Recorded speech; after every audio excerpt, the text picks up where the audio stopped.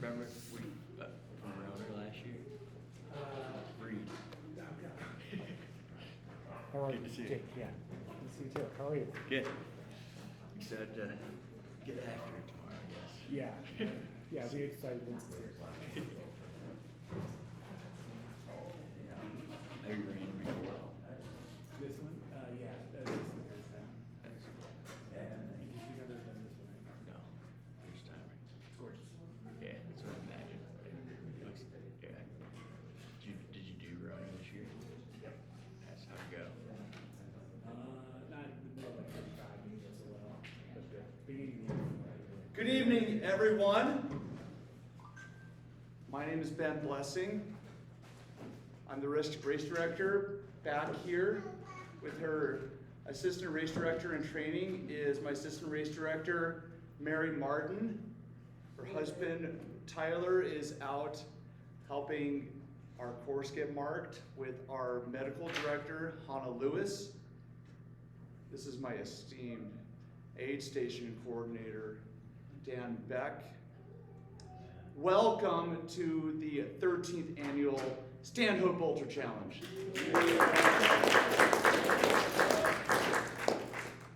We're really glad you're here, and pause, just in case I get emotional, this thing is a lot of work to put together, and being able to do this is extremely satisfying and stressful. So, we're really glad you're here. This is not an easy race, duh. Your presence means that you've trained, prepared, and shown up ready to take on one of the most rugged, beautiful, and remote courses in the country. We're going to go over some of the most important things you need to know before you toe the line tomorrow morning. All right. Big round of applause for all of our volunteers.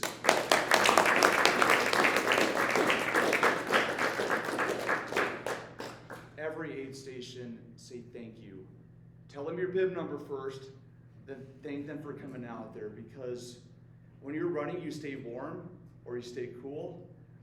Some of them will be freezing, some of them will be hot, some of them will hike in your food on their backs to remote aid stations that don't have roads.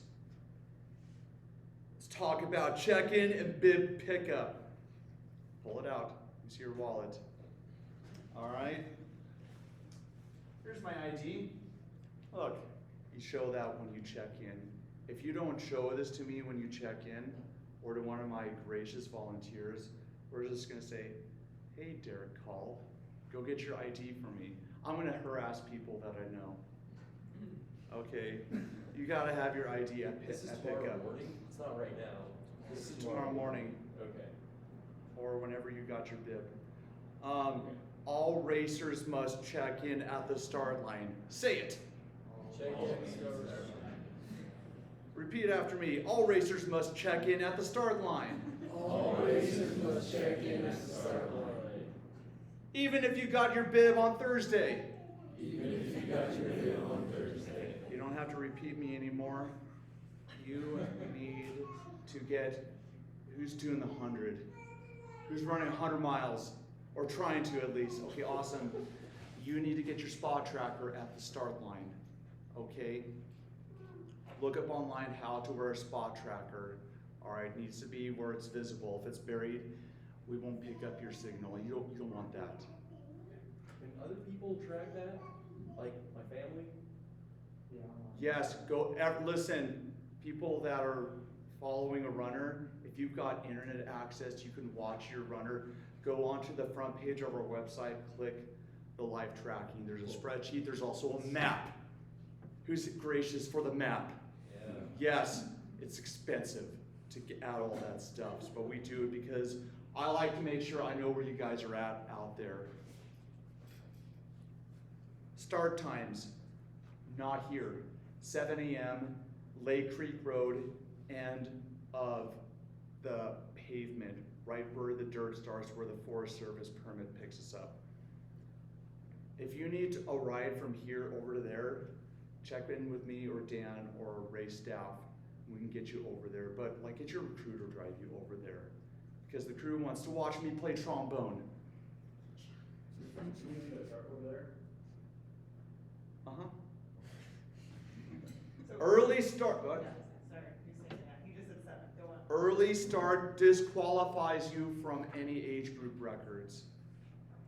Okay, this is year 4. Some of the records are not hard to beat if you're just persistent and get her done.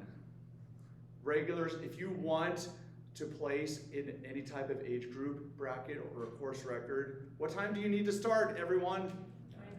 9 a.m. Spot trackers pick them up at the start.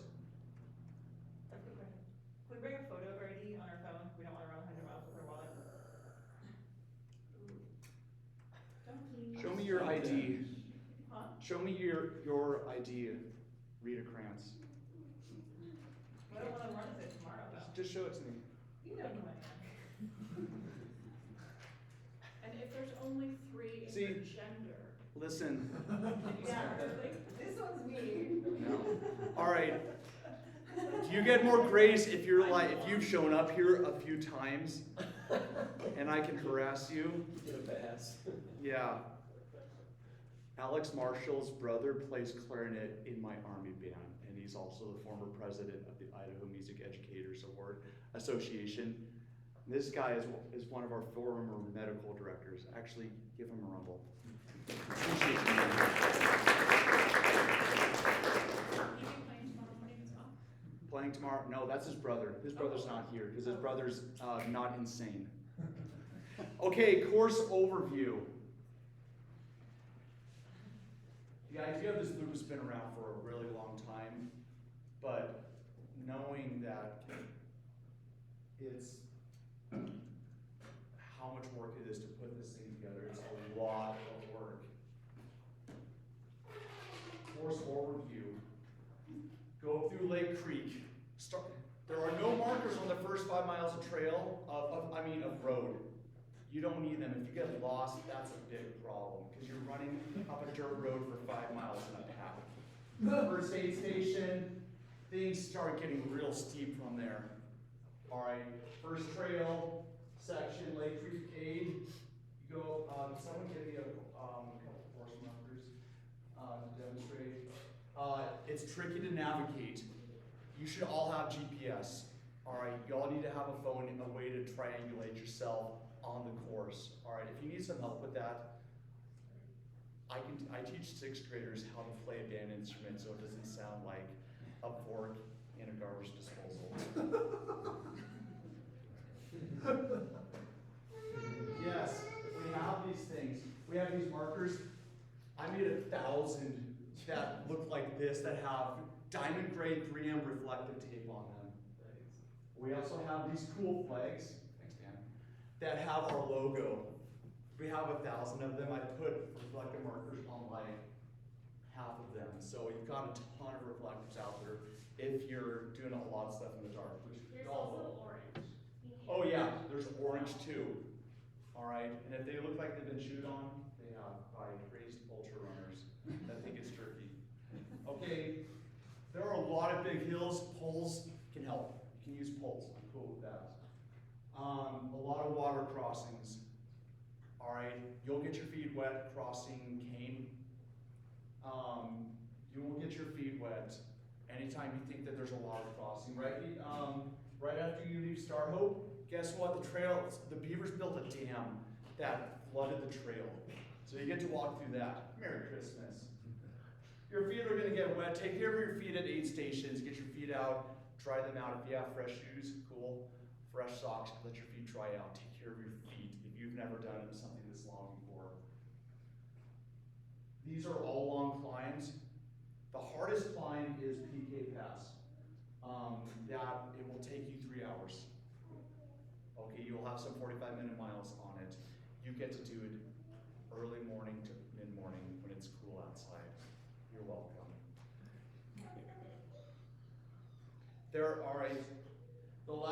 Who wants to know when they can make good time? That's right. The time you can run fast and you can really go for it. Pioneer to the cabin to the finish. Yeah. 20 miles. Really pick it up there. Listen, even if you're not trying, there's a little bit of single track that is really nice. And then you're on a bike path, so even if you're not working extra hard, you're still gonna run faster because it's paved and it's easy, it's a downhill grade. You do run through town, okay, there's a couple of turns in there, and then you finish right out here, okay? Cutoff times. Strict cutoff times, and if an aid station volunteer says, hey, you can't keep going, be nice to the volunteer, please, okay? I don't typically have a problem with that. Cutoff times, all right. Park Creek, 2:30 p.m. tomorrow. Fall Creek, 10:30 p.m.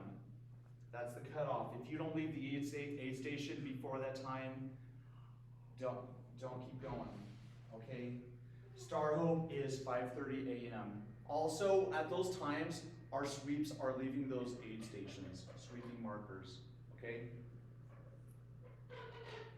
The first half of the course, if you've got a sweeper behind you because you're taking your time, that's okay a little bit because you want to go slower on the first half. Federal Gulch, 2:30 p.m. Saturday.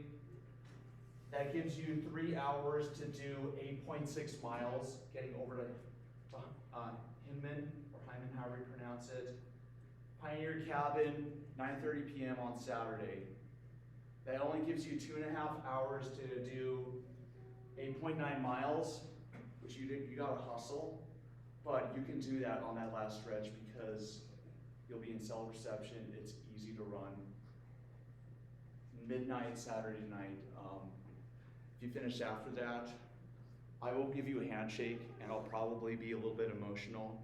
You won't get an official finish, but you'll feel good about at least getting the 100 done. Okay, because even if you miss the cutoff by a little bit, if you're going so slow that the cutoff is what ultimately cuts you off, how cool is it to say that I made it at least 53 miles on that course? It's something to be really, really proud about. DNF also means did nothing fatal, okay? Please don't die on the course, all right? Always leave the aid stations with the following: food, water, layers, spot tracker, okay? Medical and safety. Ham radio operators and satellite communicators are stationed at remote locations, but you will be out of cell service for most of the race. Who wants to know where you can have cell reception at? Sure. Yeah, okay. Top of this first climb, the High Ridge Trail, I think is sweet. Lots of cell reception up there. The next time you are going to have cell reception is after you leave Federal Gulch Aid Station. There's a little bit of cell reception as you pass Pioneer Moon Ranch. There's a field with a couple of creepy sheep out in front of it, sheep statues. And when you see those creepy sheep statues, they're not hallucinations.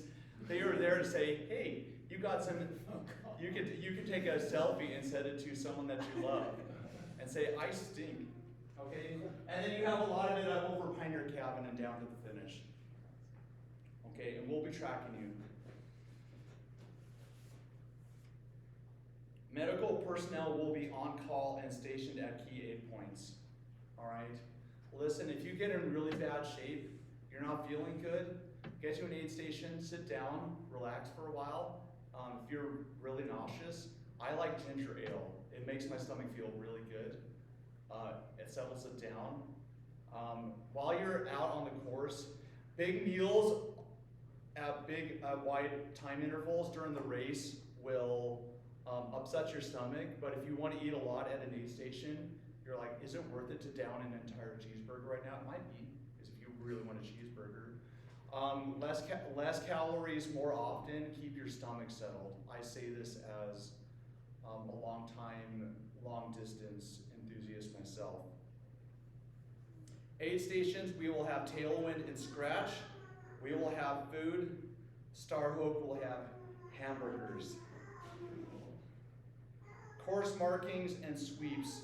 The course will be well marked with flagging, signs, and reflective tape for nighttime visibility. If you haven't seen a marker in 15 to 20 minutes, backtrack or check your GPS track, okay? When I was going over PK Pass, I realized when I left Star Hope, I was like, I need to be careful on how many markers I'm using, so just keep that in mind. We have markers every fifth of, going up PK Pass, we have markers every fifth of a mile or so, but I wanted to make sure I didn't run out before I got down to the road. But most of the course isn't, but they're still at regular intervals. Just keep that in mind. Most of the course is extremely well marked. What part of the course is not marked? Beginning. The beginning, thank you. Okay, sweeps will follow the final runners and assist in pulling flags. Leave no trace. Please pack out all trash, respect the wilderness, and leave it in better shape than you found it. If you see some trash and you've been running for like 20 hours and you're like, you don't want to pick it up, you're like, do it. Pick up that one piece of trash. Stretch those hamstrings. All right, it'll be awful getting back up, but you'll feel good about that. I've done that. That's why I know what it feels like. It's terrible. Absolutely no littering. No, don't throw food into the woods, even though it's biodegradable. Don't do it, please. Just watch in like 50 years, you're gonna have all of these orange trees sprouting up on the course. Violators will result in disqualification, and I will play nasty trombone at you. Finish line and awards. Awards for 100-mile finishers will be given at the Sunday award ceremony at 9 a.m. at the Ernest Hemingway STEAM School cafeteria, which is where you're at. We can share war stories. You can take selfies with me. You can punch the race director, not my staff, or what a terrible time you had on the course and any nightmares that the middle of the night gave you. I'm joking. That's called assault. Final thoughts. This course is a beast and it's a gift. Please respect the mountains and respect each other and trust in the work that you put in. We're rooting for you every single step of the way. Questions? There's sections that don't have a trail. Yeah. All right, listen. The bottom of PK Pass is really overgrown. I've done a ton of markers in there, tie them around the brush. Just watch for that and walk around, follow the GPS. It will lead you in the right spot. Listen, Surprise Valley, at some point, come back and do the 60K or the 30K if 60 is too long, or you never want to do this again. That place is really cool. There's no trail through Surprise Valley. It's marshy. The people that mark it know that are also working at Baptist Lake Aid Station, so they're hopeful that you'll see them. But they know that you're doing that in the middle of the night.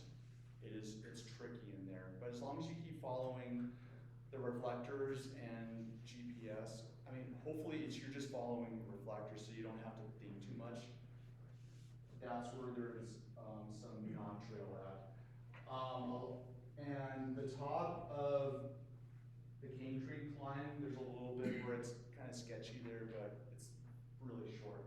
Those are the only parts. Most of this course is really, if you've got some run, a lot of really runnable stuff on this course. It's nice. For as hard as it is, a lot of it's really runnable. Down in the Littlewood River, like you can do 4 miles an hour on that trail if you're not hitting life. Okay. So when you say sketchy, what do you mean? Like high exposure, just rocky, technical? The trail is kind of hard to follow because not a lot of people hike up to those spots. Yeah.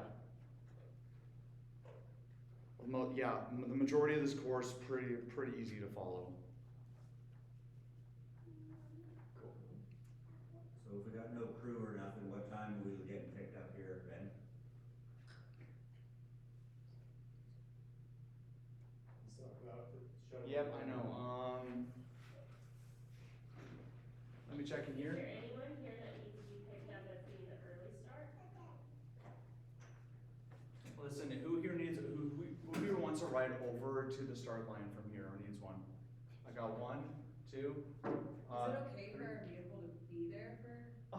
Okay. Yeah, you bet. That's totally okay. So will you guys just find us after? Yeah, find us afterwards. We will take you over there. You're like, this feels kind of low key, and it is because it's there's about 20 of us doing this, so we're gonna help you out. Okay. You paid. You know what time? I want to say let me look at the race schedule right here. I need to be over there at Hey, Jim, Friday. Yeah. we're gonna be over there earlier, so we'll have, I think, Dan shadowing. Cause you and I have to be there for the early start. Okay. Sounds good. So what time, Dan? How long will it take for early starts to be late? Oh, about 20 minutes. Just do, 8 o'clock right here, on the parking lot? everybody move those over. Let's do 7:45. 7:45. Yeah. Out back or out front? Not bad. Right where we drop in? 7:45. You betcha, thanks guys. Other questions? Yeah. If we're thinking it's a 7 o'clock start, are the early aid stations open and Yep. staffed, or should Yes. we bring our own? They are open and stocked. So We've been planning on the early start, so yes. Yeah, let's send that. Uh-huh. And how long does it take to go from here to the start? From here to the start driving, Is it like a couple minutes? 5 minutes? 10 to 20 minutes. It's not very far. I just wonder because of the construction and all that. Yeah. From here to there, I would not worry about the construction because we're on the north side of town. Okay, yeah, even with the construction, so keep that in mind. We used to have runners start here and run that stretch. You did that, didn't you? It's not much fun, is it? I enjoyed that part, but Okay, good job. I like this. Yeah, but I wanted to keep it closer to like a real 100, so yeah. Other questions?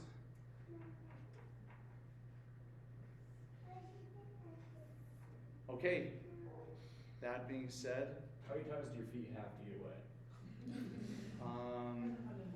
I, Well, yeah, so that's what I'm wondering. 10 to 15. Really? I could be exaggerating, but I would say 10 to 15. Every 7 miles, Yeah. your feet are gonna get wet. Yeah, whenever you see creek in the name, that means your feet are gonna get wet. A little less than last year, cause some of them are not as high, Right. like Yeah. the ones up by Dapty last year were here, now they're here. So you can find ways across sometimes if you're careful. Okay. Okay, any, last questions? Anyone? Is the water pretty drinkable? I don't like to trust any water out there, but Yeah, the. there's a lot of water sources out there, okay? Yeah. There's one at the top of PK you can drink out of. Yes, I did yesterday. I mean, I had a filter, but it was cold. It's fantastic. Right out of the rocks, right next to the trail, and you can stop there and cry. Yeah. Any last questions, anyone? On that note, I'll see you all in the morning. Thank you. Thank you.